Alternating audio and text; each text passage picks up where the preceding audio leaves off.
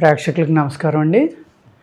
ఈరోజు మనం మూలికల గురించి కానీ మందులు కానీ ఏదైనా సపోజ్ నేనే ఎన్నో రకాలుగా చెప్తున్నాను నా వీడియోలో. షుగర్ గురించి మాట్లాడుకుందాం. షుగర్ తగ్గాలంటే మెంతులు నీటిలో నానబెట్టుకుని ఉదయం ఆ నీళ్లు తాగండి, మెంతులతోటి సహా కలుపుకుని తాగండి అని చెప్తా. లేకపోతే పెరుగన్నం తోడుపెట్టుకుని అందులో మెంతి పొడి వేసుకోమని చెప్తాం. తింటే షుగర్ కంట్రోల్లోకి వస్తుందని. ఇలాగా నాతోటి సహా అనేక మంది ఈ చిన్నవి చిట్కాలనండి, చిట్కా వైద్యం అనండి, టిప్స్ అనండి చెప్తున్నారండి. ఈ చెప్పేటప్పుడు ఏమవుతుందంటే వాత శరీరులు ఉన్నారు, వాళ్ళకి ఆస్తమా ఉంది, లేకపోతే వాళ్ళకి చలవ చేస్తే పడదు. అటువంటి వాళ్ళు కూడా ఏం చేస్తున్నారు, ఈ మెంతులు అనేది కంటిన్యూగా తింటున్నారు. తినటం వల్ల ఏమవుతుంది, బాడీలో కూలింగ్ పెరిగిపోయి చల్లదనం వల్ల అనేక రకాల ఒళ్ళు నొప్పులు కానీ కీళ్ళ నొప్పులు కానీ ఇటువంటివి రావడానికి కూడా అవకాశం ఉందండి. అది పిత్త శరీరులు తింటే పర్వాలేదండి, కఫ శరీరులకు కూడా ఇబ్బంది లేదు. వాత శరీరులు తింటే మట్టుకు ఇబ్బంది పెడుతుందండి. ఇలాగా కొంతమంది చాలా వేడండి, మాకు వేడి చేస్తుందంటే ధనియాలు జీలకర్ర కషాయం తాగండి. రెండు సెపరేట్గా వేపించుకుని రెండు సెపరేట్గా కొట్టుకున్న తర్వాత కలుపుకోండి. ఒక టేబుల్ స్పూన్ అంతా 200 ml వేసుకుని కషాయం కాసుకుని ఆ కషాయం ఎర్లీ మార్నింగ్ వడపోసుకుని గోరువెచ్చగా ఉండగా తాగండి అని చెప్తామండి. అది ఆస్తమా ఉన్న వాళ్ళకి చాలా ఇబ్బంది పెడుతుంది, లేదు నాజల్ ఎలర్జీ ఉన్న వాళ్ళకి చాలా ఇబ్బంది పెడుతుంది, చలవ చేస్తే పడిన వాళ్ళకి ఇబ్బంది పెడుతుందండి. వాళ్ళు ఏం చేస్తారు, సార్ మీరు చెప్పారు మేము తాగాము మాకు తేడా వచ్చింది. డెఫినెట్గా తేడా వస్తుంది.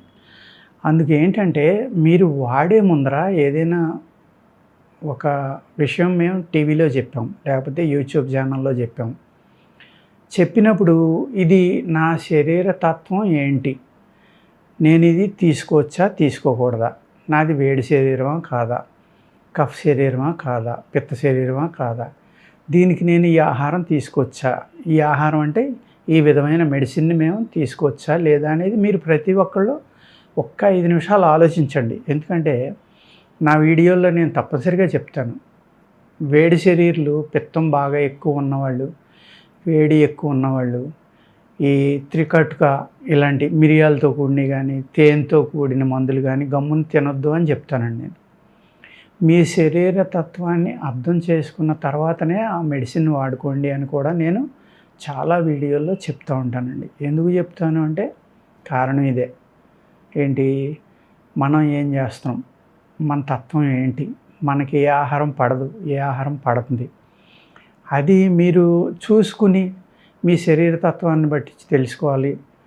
మీ శరీర తత్వం తెలుసుకున్న తర్వాత దానిని బట్టి మీరు ఇది వాడాలా లేదా అనేది డిసైడ్ చేసుకోవాలండి.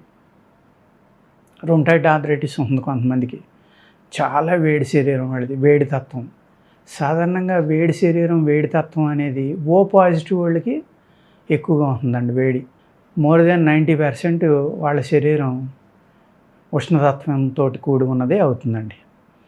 అందుకు ఏం చేయాలి అంటే అటువంటి వాళ్ళు ఈ అయితే మేము కొన్ని మెడిసిన్స్ ఇస్తాం దానికి, ఏది సపోజ్ రొమటాయిడ్ ఆర్థరైటిస్కి అందులో వేడి చేసి ఉంటాయండి. ఆ వేడి చేసి ఉన్నప్పుడు మేము ఏం చెప్తాం, ఇది జీలకర్ర ధనియాలు కషాయంతో వేసుకోండి, లేకపోతే ఇది మజ్జిగతోటి వేసుకోండి, లేదు ఇది పలానా దాంతో వేసుకోండి. అదే వాతతత్వం వాళ్ళు ఉంటారు, వాళ్ళని ఏం చేస్తాం మేము, మీరు తేనెతోటి వేసుకోండి, లేదు పలానా సొంటి కషాయంతో వేసుకోండి, లేదంటే సొంటి పిప్పళ్ళు మిరియాలు కలిపిన త్రికటుకాలు అంటారండి, దాని అనుపానంతో వేసుకోండి. ఇలాగనమాట. కొంతమంది చిన్నపిల్లలు ఉంటారు, వాళ్ళ శరీర తత్వాన్ని బట్టి నెయ్యిలో కలిపి కానీ తేనెలో కలిపి కానీ, లేదు పటిక బెల్లం పొడి, పిల్లలు గమ్మున మందు తింటారు కదండి, అటువంటిప్పుడు పటిక బెల్లం పొడి ఇవ్వచ్చు. అదే పటిక బెల్లం పొడితో వాతతత్వం ఉన్న పిల్లలకి ఇచ్చామనుకోండి, వాళ్ళ కోల్డ్ ఎక్కువైపోతుంది, లేకపోతే అలర్జీలు ఎక్కువ అవ్వచ్చు. అందుకేంటంటే మెడిసిన్ ఇచ్చే ముందర మేము చాలా వరకు చూసే ఇస్తాం. మీరు కూడా మీ శరీర తత్వాన్ని డాక్టర్ దగ్గర చెప్పడం చాలా మంచిదండి. కొంతమంది ఫోన్ చేసి అడుగుతూ ఉంటారు, సార్ మాకు పలానా వ్యాధి ఉంది, మీ దగ్గర మందు ఉందా, ఉందండి అంటాం. వెంటనే ప్రశ్న ఏమని, సార్ ఉందంటున్నారు, సైడ్ ఎఫెక్ట్లు ఏమి ఉండవా? వెంటనే అడుగుతారనమాట. సైడ్ ఎఫెక్ట్ల గురించి మమ్మల్ని అడుగుతున్నారు మీరు అల్లోపతి కానీ ఇంకోటి కానీ మింగట్లేదా? వాటికి సైడ్ ఎఫెక్ట్లు లేవా? మీకు తెలిసి ఉండే మింగుతున్నారు కదా అంటే, తెలిసి ఉండే మింగుతున్నాం అని అంటారు. మరి మమ్మల్ని ఎందుకు అడుగుతున్నారు అంటే, తెలుసుకుందామని అడుగుతున్నాం అంటారు కొంతమంది.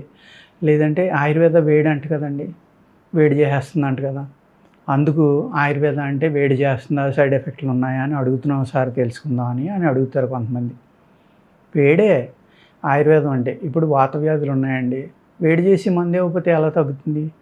లేకపోతే ఆస్తమా ఉందండి, ఎక్కువగా వాళ్ళకి పాలిన్ ఎలర్జీ ఉండొచ్చు, ఆహారంలో ఎలర్జీలు ఉండొచ్చు, కొంతమందికి ఫిష్ ఎలర్జీ ఉంటుంది, కొంతమందికి వంకాయ ఉంటుంది, కొంతమందికి శనగపిండి ఉంటుంది, కొంతమందికి ఫ్రిడ్జ్లోది ఏది అలా తీసి ఈవెన్ రూమ్ టెంపరేచర్కి వచ్చాక తిన్నా కూడా ఆస్తమా అగ్రెసివ్ అయిపోతుందండి, సైనస్ అగ్రెసివ్ అయిపోతుంది, విపరీతంగా వాళ్ళకి ఇబ్బంది పెడుతుంది.